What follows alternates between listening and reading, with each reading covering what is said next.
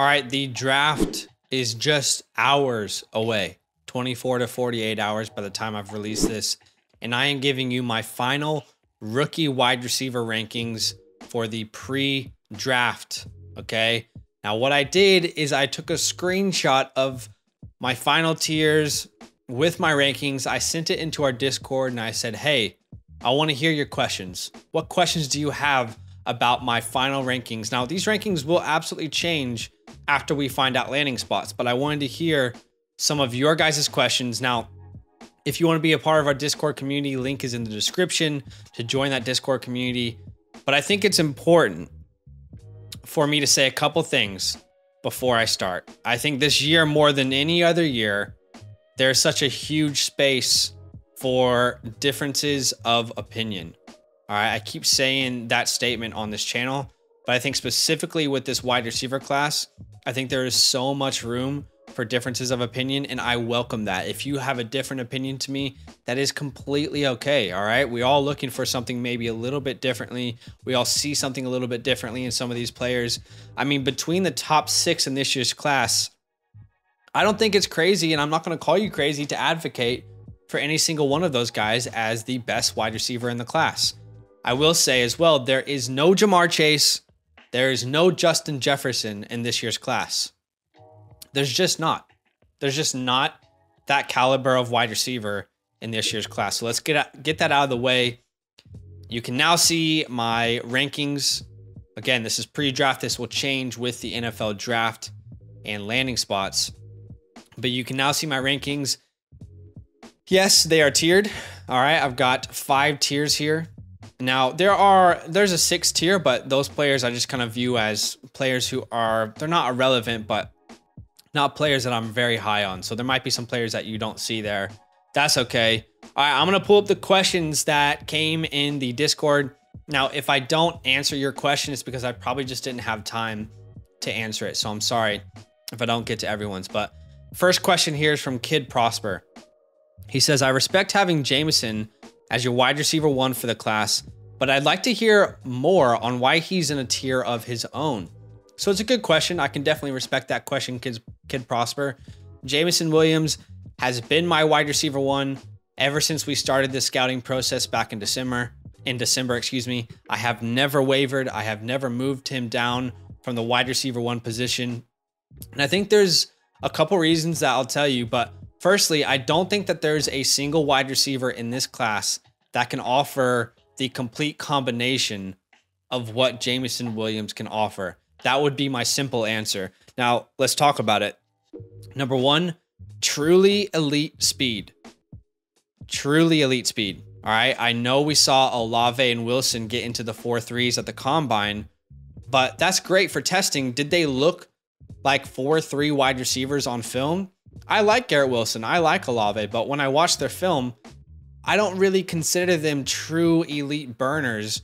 I actually think Olave is the faster player with pads on, but I'm not watching their film and thinking, oh my God, these guys are absolutely going to burn defenses in the NFL. However, when I watch Jameson Williams' film, I mean, this guy is truly an elite speed wide receiver. And not only is he elite speed with pads off, also with pads on, all right? The in-game speed is way more important for me than what you show at a combine. Did you look fast on tape? Did you consistently burn defenses in the SEC? And Jameson Williams did that game after game after game. I mean, there's not a wide receiver in this year's class that has anywhere close to Jameson Williams in-game speed. I guess you could say Calvin Austin might be the closest, but he's not a complete wide receiver like Jameson is in my eyes. And not only does he have that elite in-game speed, he also knows how to use it. It's not like he's trying to like slow down and trying to figure out how to use his speed. He knows exactly how to use it with every single step. The second thing I'll talk about is his route running, all right? The combination of the burst off the line, the quick cuts, and the speed allows him to consistently get open. And this is something that I think absolutely will translate to the NFL. That kind of speed, that elusiveness, the burst off the line is definitely going to translate. And I also think that he's a much better route runner than a lot of people give him credit for. I think he has an expansive route tree. He's consistently showing the ability to create separation. And there's a lot of routes that I see that are quite advanced. I mean, I have compared him multiple times to Hollywood Brown and Jerry Jeudy. That was the combination that I had for Jameson Williams. I see that in his film. He's a really, really good route runner.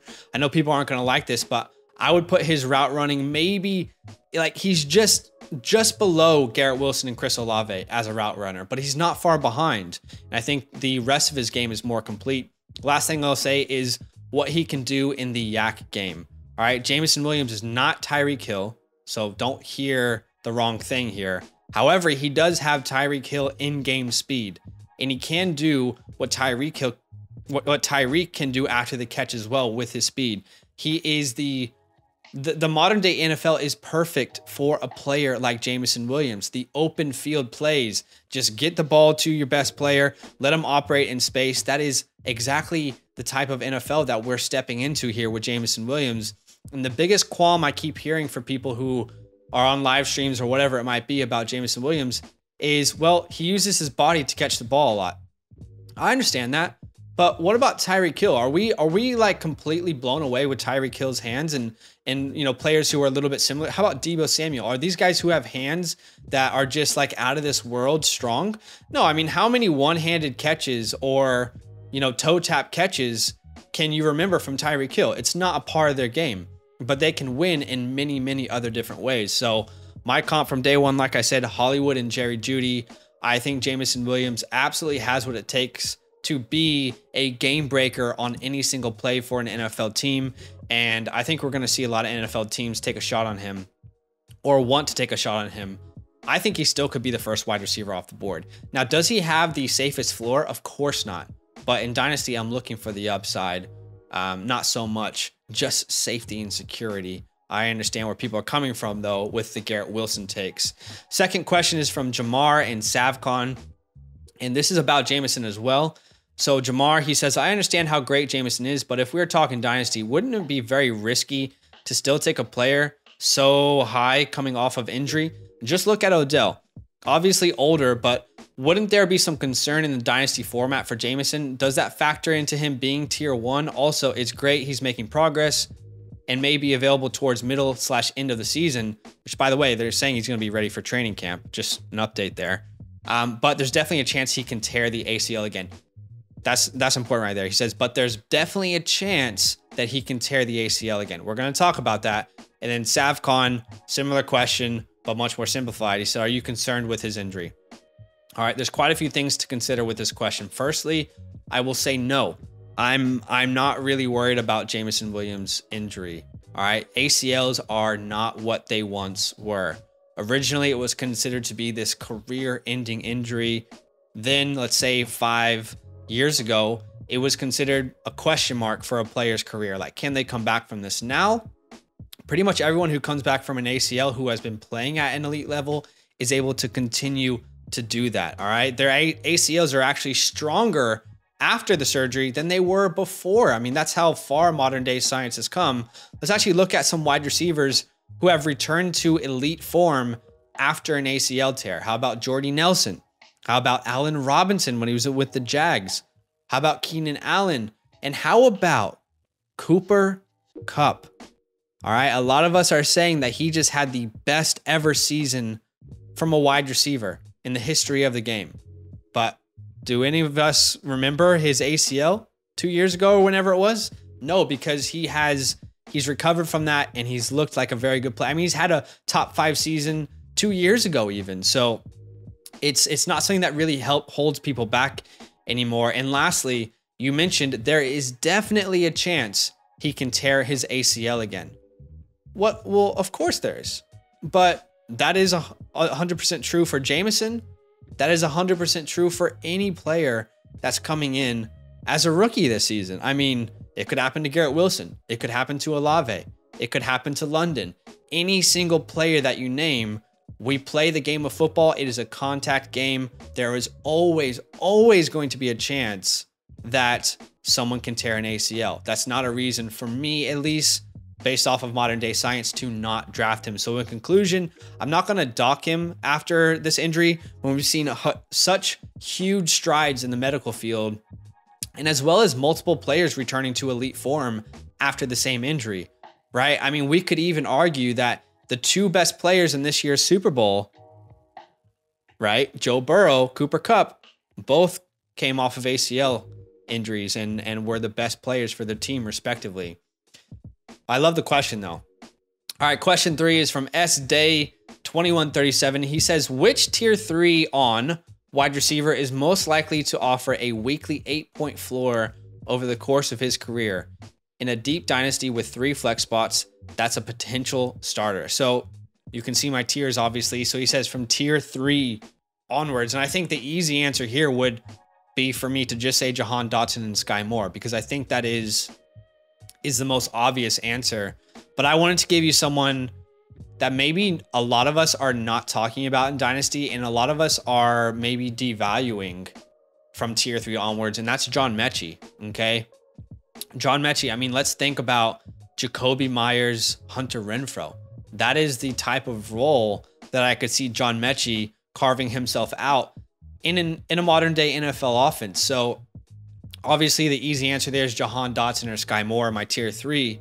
But when I look down, I say, well, Watson, he's boom or bust in my opinion. Alec Pierce kind of in that same category. David Bell, I like David Bell. He's probably an easier answer here. Wandale, boom or bust as well. Justin Ross with the injury. So really, when I looked at it, I said, you know what, John Mechie feels like maybe outside of David Bell as the most likely tier 4 onwards that could give you a consistent 8 points and maybe fill a flex spot. So he's definitely someone that came to mind instantly. Next question is from K Pickart. And this question's interesting because I don't know if it's the verbiage or if you really want me to give you proof, but the question says, my question for you is, what proof do we have that Pickens should be higher than Burks, London, and Wilson? He clearly had talent, but we have had so much visible proof that the other guys are elite. Interesting. Isn't it more sensible to go with proven elite talent than to get potential elite talent? Love Pickens, but it's been a long time since we've seen anything out of him. I mean, when you say it's been a long time, it's been since the ACL injury. I mean, that's just the reality. He just came back from it for the playoffs. A lot to unpack here. Number one, I started this by saying there is not an elite talent. There is not an elite Jamar Chase. When we use the word elite, let's not throw it around, right? There is no Jamar Chase. There is no Justin Jefferson in this year's class. And the tier 2 that you see on your screen with George Pickens, Treylon Burks, Chris Olave, Garrett Wilson, and Drake London, that tier 3 is very open-ended, okay? Very open-ended. And I'm going to talk about that here in a second with the next question, but I just want to clarify there. I'm not upset if you have London higher than Pickens. I mean, these tier 2 guys, I view, they're so close in my scouting grades that I'm not upset if you have one over the other. However, you use the word proof a lot, okay, in this question, which is interesting because proof, that is an undeniable fact, which I do not have. None of us have any proofs, or however you say that, for any player. You know, for example, because I was trying to think about how to respond to the question. For example, if I say Chick-fil-A is the best fast food restaurant, that is a very strong opinion of mine based off of what I look for in a fast food meal, right? However, that is not proof that Chick-fil-A is the best fast food restaurant, right? Because how do we prove that? Chick-fil-A is what I'm looking for. It has what I want. I know what it can give me, but I can't prove that is the best fast food restaurant. But if I say Chick-fil-A is my favorite fast food restaurant, now I can give you reasons as to why I prefer Chick-fil-A over a different fast food chain. Do you see where I'm coming from? I think the word proof, this is where we get too caught up as evaluators. You know, I've only started scouting in the past 3 years or so, but I think I hope that anyone in this game isn't going to say that they have undeniable proof that someone is going to be an elite talent. because we have seen many players bust, right? And you mentioned we have so much visible proof that the other guys are elite.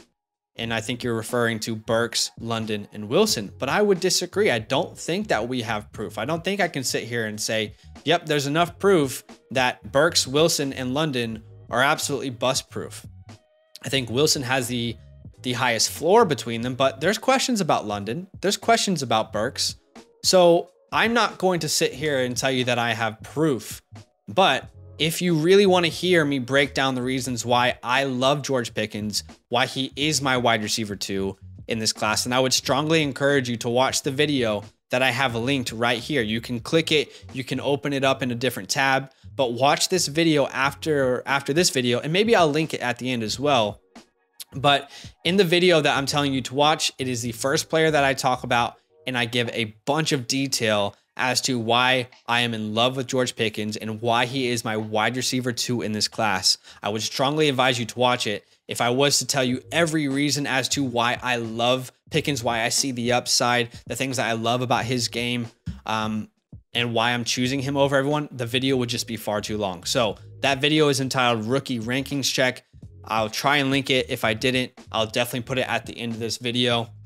But again, the word proof is really hard, man, because I never want to be an evaluator that is afraid to be wrong. I could be wrong. I absolutely could be wrong. But based off of film is huge for me.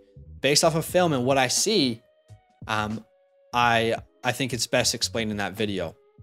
I hope that makes sense, but I'm never going to be someone that's so stuck on my opinion. And at the same time, I think the tier 2 guys are so close for me. Next question is from NSB Dave. Is it possible Burks is too high? I talked to a couple of scouts that think he will never live up to his hype because of his stiff route running. First off, Dave, who you got connections with, baby? Come on. You talking to some scouts? Tell me, come on. The answer, yeah, it's possible. Of course, it's possible that Treylon Burks is too high. Now, I have him as my wide receiver 3. A lot of people have him as their wide receiver 1, but he is in that tier 2 category for me. I view his upside very similar to how I view Pickens in London, right? I don't think they have as safe a floor as a Wilson, but I think they have upside. However, everyone in this tier 2 is so close in my scouting grades for me. So I'm not upset if you take Wilson, Olave, London over Treylon Burks. They're so close. I do view them as interchangeable. However, on Burks, I would say that the modern day NFL is really set up for Treylon to really succeed. It's been modeled for him, right? With how we've seen Cordero Patterson use, with how we've seen Deebo Samuel use. A lot of teams have now seen that modeled. And yeah, he's not the best route runner, but he can improve. And also on film, we consistently are watching Treylon Burks burn and get open against SEC defenders. So I think we see it a lot on film. I know people are worried about the speed, but what's the in-game speed? Again, in-game speed is so much more important to me. And with pads on, he is way faster than what he looks like without pads on. So, and look, I would strongly suggest, what do we, outside of Georgia, who's probably the best defense in college football in the SEC? I would say it's probably Alabama year by year. Go watch his game, watch every snap versus Alabama. He absolutely dominated them this year. I think it can translate. 5 years ago, I would have much more concerns, but I think there's an easier pathway, right? So many players have crawled so players like Burks can run. And the last question here is from Tiz TV. He says, I love Pickens, but I'm curious to hear about how you draft these guys based on your rankings versus how others view them. Like, is there a world where you are seeing yourself drafting Pickens as a second wide receiver off the board, 105? Or are you skipping London and Wilson to take him? So this is actually a fantastic question. And I'm really glad that you asked this, Tiz TV. I think number one, landing spots are going to be very crucial here. Because in my most recent mock draft, I had the Chiefs drafting George Pickens. Now, with how I view George Pickens and him landing in what I think is the best spot possible, then yeah, I would probably take George Pickens as high as I need to. But if, let's say, George Pickens falls to a spot that's even okay, let's say he falls to Chicago or he falls to the Colts or something like that, then yes, I will definitely be aware of what people in my league, how they view him. Now, is this a chance for me to move back in the draft and get more draft capital? Is this a chance for me to let him fall to me? But landing spots are very, very important. And I want to answer that question a little more detail. I say this all the time on our live streams, but I keep seeing Jameson Williams drafted to the Eagles. Now, Jameson Williams is my #1 wide receiver. However, I have no belief in Jalen Hurts to make him fantasy relevant. So this would absolutely change where I drafted him, because if Jameson lands in Philly, I have 100% belief that he will be more valuable. He will be easier for me to trade for this time next offseason than what it would take for me to draft him now. So for example, Jameson Williams, let's say he lands in a spot that I like. I don't know. Let's say he lands with the Chargers. Okay. Then yeah, I'll take him at the 103. I'll take him at the 102, the 104. But if he falls to Philly, I might take someone else and then wait for Jameson's value to drop, because I still believe in the talent, but I'm projecting in 1 year from now, based off of their landing spots, who is a talent that I still love that I could go out and trade for, because I do believe the Eagles are going to have a quarterback change here in the next couple of years. So I hope that makes sense. Landing spots are very, very important for me. So it's not that I'm giving up on a player if I don't draft him, right? It's that I am fairly confident that his value will drop based off the landing spot. And maybe I will draft someone whose value might get higher this time next year. So I hope that makes sense, because it is super important to understand landing spots, to project what they will look like in their specific offenses. So, and it's also, last thing I'll say, is really important to know your league mates. Do your league mates like this player that you want? Do they want to draft him at a certain spot? Have conversations with people. Hey man, I know you got the 103. What are you thinking there? Like, what are you going to do? And if you have those relationships with people, normally they will open up and talk to you. And so at the end of the day, it really depends on landing spots, because I always want to think risk reward. I always want to project value in a year from now. It's not me giving up on a player, but it's me assessing based off of their situation, what will their value be next year. So this was really fun. Again, if I wasn't able to answer your question, I'm sorry, but I hope that I was clear and concise in my explanation of these rankings. They absolutely will change after the NFL draft. Jameson on a tier of his own for me. The upside is through the roof. Tier 2, I think all those guys have a chance to be stars in the NFL. I don't think any of them are guaranteed, but I think they all have chances to be stars. I love my tier 3 guys that I can get at the end of the first or beginning of the second. Watson, by the way, the people who are in the purple, those are my sleepers, okay? These are guys that I'm probably going to take. For example, Wan'Dale Robinson. I see him all the time in the end of the third round. I will take Wan'Dale Robinson at the end of the third round because I love his upside. I love what he can potentially bring. But I'm a little bit worried about Christian Watson. I know a lot of people have him higher. The reason I have him in tier 4 is I just think there's so much development that he still needs to do. So that's it. Comment down below. Let me know what your thoughts are. You can love it. You can hate it. I love the differences of opinion. Of course, they're welcome. Yo, what's good? Thanks for watching. We got a lot more videos. A lot more. If you want more videos. Watch it. You can also subscribe. Right now. If you want to. You need to. And lastly, don't forget that you can sign up to support the show and get exclusive content by going to patreon.com/fantasylandfam.